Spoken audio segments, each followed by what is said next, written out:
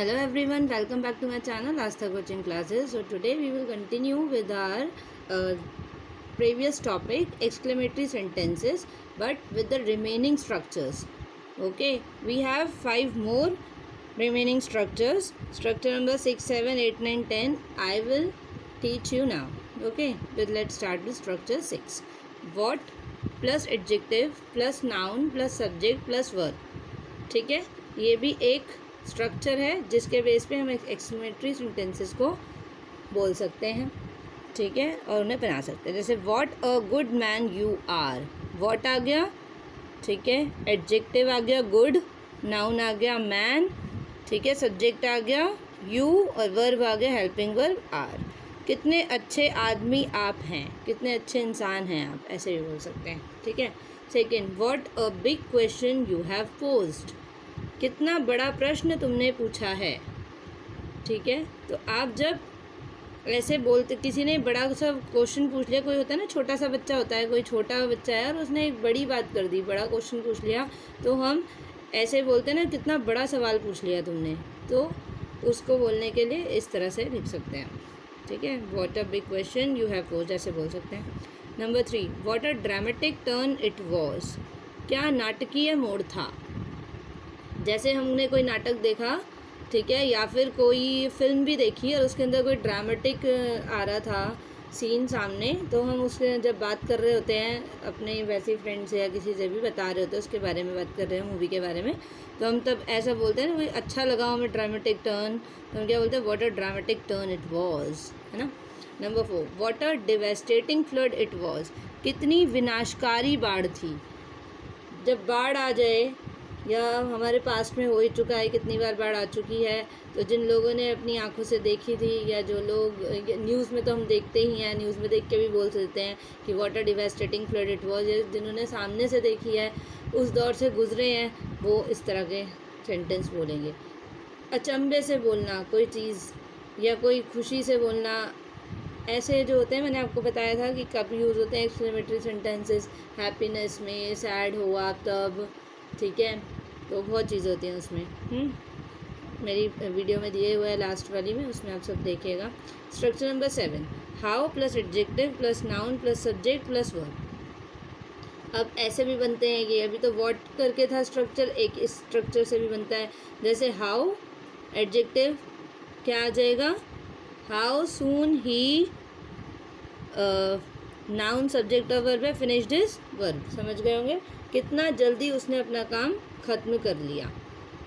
तो ये जो है कितना करके अगर हमें बोलने होते हैं जो सेंटेंसेस, तो वो उसमें हाउ लगा देते हैं हम, ठीक है, और क्या करके ज़्यादातर बोलना होता है तो व्हाट लग जाता है, ठीक है, हर तरह के हैं इसमें। तो how seriously you have taken the step, कितनी गंभीरता से तुमने कदम उठाया है। कई बार ऐसी सिचुएशन सामने आ जाती है कि हम कोई भी कदम उठाने से पहले 10 बार सोचते हैं, तो बड़े छोटे सब होते हैं वहाँ पे। कई बार ऐसा होता है कोई बंदा इतने गंभीर तरह से, मतलब बहुत सीरियसली सब चीज़ें सोच के फटाफट से एक वो निकाल लेता है, मतलब कदम उठा लेता है, कोई एक स्टेप ले लेता है उस बेस पे कि तब हमें क्या करना चाहिए सिचुएशन के बेस पे। तो जब वो एकदम सही बैठता है ना, कि हाँ एकदम सही डिसीजन लिया आपने सोच के गंभीरता से, तो तब सब लोग उसे क्या बोलते हैं, how seriously you have taken the step, ठीक है। Number 3, how stealthily she walked out of the room, कैसे चुपके से वह कमरे से बाहर चली गई। कभी ऐसा भी होता है, कितनी सिचुएशंस होती हैं, बात कर रहे हैं कुछ लोग बैठ के, और बाई चांस आपने किसी को मजाक में ही बुरा बोल दिया, कुछ ऐसा कह दिया जो उसे बुरा लग गया, हालांकि मजाक कर रहे थे किसी को, वो लड़की है तो या लड़का है, कोई भी होता है, तो चुपके से अगर बाहर निकल गया, तो हमें अगर फील हो जाता है कि नहीं उसे बुरा लगा है, तो हम कैसे बोल देते हैं, how stealthily she walked out of the room, या he walked out of the room, कैसे चुपके से वे कमरे से बाहर चली गई। या तो ऐसा होता है, या फिर क्या होता है कि वो जानबूझ के कोई बाहर चला जाता है कुछ कह के कि मैंने तो अब अपना काम कर दिया। एक होता है कि इससे कि बुरा लग गया, दूसरा होता है इससे कि वो जानबूझ के कह रहा था, जानबूझ के कुछ कहा उसने किसी को बुरा और चुपके से निकल लिया, तब ऐसा होता है। 2 वेज होते हैं हर बारी किसी बात को कहने के, तो वो समझने पड़ते हैं हमें और उसके अकॉर्डिंग एक्ट करना होता है, उसके अकॉर्डिंग ही बोलने होते हैं सेंटेंसेस, ठीक है। पर ये सेंटेंस दोनों वे में चलेगा आपका, पर बोलने का तरीका अलग होगा, कैसे बोलना है। जैसे how stealthily she was walked out of the room, ठीक है। ये आप इस तरह से स्लोली बोलते हो तो दैट मीन्स क्या है कि वो कुछ करके गया है और फिर करके गई है बाहर और फिर आप बोल रहे हो। और दूसरा वे क्या होता है, चापलूसी से बोलना, कैसे चली गई देखा, ऐसे करके बोलते हैं ना, तो आएगा। Number 4, how fluently you are speaking, कितना धारा प्रवाह तुम बोल रहे हो। जो फ्लुएंटली इंग्लिश को बोलते हैं, बोलते चले जाते हैं, उनको हम क्या बोलते हैं, हिंदी में बोलते हैं धारा प्रवाह और इंग्लिश में बोलते हैं फ्लुएंटली, ठीक है। अब नंबर 8, स्ट्रक्चर। 8 स्ट्रक्चर में क्या है, how plus adjective plus of plus noun या प्रोनाउन प्लस फुल इन्फिनेटिव, ये यूज़ होते हैं इसमें। अब स्टार्ट करते हैं। Number 1, how great of you to help the poor, आप कितने महान हैं कि गरीबों की मदद करते हैं, ठीक है। हाउ आ गया, एडजेक्टिव आ गया, ग्रेट, ऑफ लग गया, नाउन आ गया, नाउन या प्रोनाउन लगता है इसके बाद, इसमें नाउन लग रहा है यू, ठीक है। फिर फुल इन्फिनेटिव लग जाता है, मतलब बाकी की बात जो आप बोलने वाले हो, to help the poor. Number 2, how brave of you to drive away your enemy, कितनी बहादुरी से आपने दुश्मनों को खदेड़ दिया, ठीक है, मतलब भगा दिया। Number 3, how stupid of her to give her love to stranger, कितनी उसकी बेवकूफ़ी है कि उसने एक अजनबी को अपने दिल की बात बता दी। होता है ना, कई बार ऐसा होता है, कोई अपने अजनबी को जैसे जानता भी नहीं था और उसको अपने दिल की बात बोल देता है, तो तब बोलते हैं, जैसे आपने किसी को बता दिया, अपने फ्रेंड को या किसी को बता दिया कि मैंने ऐसा किसी से क्या कहा है, तो वो आपसे बोलेगा या अपने ही किसी से बोलेगा कि हाउ स्टूपिड ऑफ हर या how stupid of him to give her love या हिम लव टू स्ट्रेंजर, है ना। तो ये सेंटेंस भी आपका काम आ सकता है, बोलोगे। Number 4, how foolish of you to develop a friendship with him, उसकी मूर्खता है कि आपने उससे, आपकी मूर्खता है कि आपने उससे दोस्ती की है। हाउ फुलिश मतलब मूर्खता, ऑफ यू आपकी मूर्खता है, to develop a friendship with him, या आपने उससे दोस्ती की है।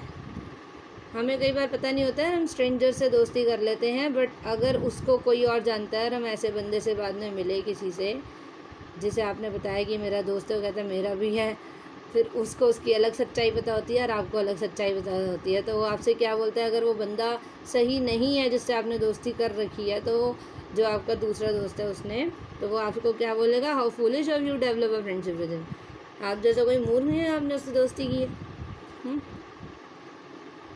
फिर आप क्या बोलोगे, मेरे साथ तो उसने कुछ ऐसा गलत नहीं किया, कुछ ऐसे नहीं बोलता, अच्छा लगता है ना। चलो स्ट्रक्चर नंबर 9, फिर उसके दोनों रूप लेंगे। 9 में क्या है, सो प्लस एडजेक्टिव, ठीक है, सो वाले और उसमें एडजेक्टिव ऐड कर दो, बस इतने वाले भी एक्सक्लेमेटरी सेंटेंसेस में होते हैं। Number 1, so nice of you, बड़े अच्छे हैं आप, ठीक है। सो काइंड ऑफ यू, बड़ी मेहरबानी है आपकी। सो एक्साइटेड, इतना उत्तेजित। सो पॉपुलर, इतना लोकप्रिय, है ना। छोटी छोटी सी बातें करनी है आपको, लिखना है बड़े अच्छे हैं आप, तो आप बोलेंगे सो नाइस ऑफ यू। आप बहुत एक्साइटेड हैं किसी काम के लिए, या आपने किसी को देखा वो बहुत एक्साइटेड है किसी काम के लिए, तो आप क्या बोलोगे, सो एक्साइटेड। बहुत पॉपुलर चीज़ है कोई और वो आपने देख ली, तो आप क्या बोलोगे, so popular it is. Structure number 10, this one is the last structure, such plus noun, ठीक है, सच वाले भी होते हैं। सच एन ऑफर, ऐसा प्रस्ताव। सच अ थिंग, ऐसी बात। ऐसी बात हम हिंदी में बोलते हैं, जैसे बात करते करते ऐसी बात, तो हम उसको इंग्लिश में क्या बोल सकते हैं, सच अ थिंग, ऐसा उसका व्यक्तित्व है, ऐसा हम बोलते हैं कितनी बारी हिंदी सेंटेंसेस में, तो उसे इंग्लिश में कैसे बोलोगे, एक्सक्लेमेशन में, she has such a personality, ऐसी उसकी, ऐसा उसका व्यक्तित्व है। अब सच अ सिली क्वेश्चन, ऐसा मूर्खतापूर्ण प्रश्न। सच अ सिली क्वेश्चन, कभी कोई आपसे सिली ऐसा सा ही क्वेश्चन कर ले, अजीब सा, जिसका कोई मतलब ही नहीं, तो आप क्या बोलोगे, सच अ सिली क्वेश्चन, ऐसा मूर्खतापूर्ण प्रश्न। और number 5, that such a good film, वह इतनी अच्छी फिल्म है। ओके, तो ये जो है कौन से हैं, एक्सक्लेमेटरी सेंटेंसेस के स्ट्रक्चर्स थे। जितने भी टाइप के एक्सक्लेमेटरी सेंटेंसेस हो सकते हैं, उन सबको मैं आपको इन 2 क्लासेस में बहुत अच्छे से बता चुकी हूँ।